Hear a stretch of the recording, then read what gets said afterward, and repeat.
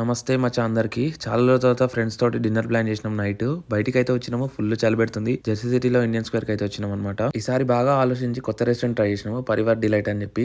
మనోడు menu card చదివినంత exam కి చదివినుంటే ఏదో రోజు మీరు కలెక్టర్ అవుతారు బాబు, కలెక్టర్ అవుతారు. ఇంకా ఈ మెన్యూ కార్డ్ ఎంతసేపు చూస్తారు? 1 hour later. నాకు అర్థమైంది మచ్చా, ఇది ఇప్పట్లో అయ్యేలా లేదని చెప్పేసి నేను మా ఫ్రెండ్ తోటి సొల్లేసుకుంటూ కూర్చున్నా. ఫైనల్ గా ఆర్డర్ పెట్టిన హలీం అయితే వచ్చింది. చూడనీకి అయితే మస్తుగా అనిపిస్తుంది. మన వేణుభయ్య అయితే అడుగుదాము టేస్ట్ ఎట్లుందో. పన్నీర్ కర్రీ, బటర్ నాన్ కూడా ఆర్డర్ చేసినుండే అండ్ పన్నీర్ ఫ్రై కూడా చేసినుండే.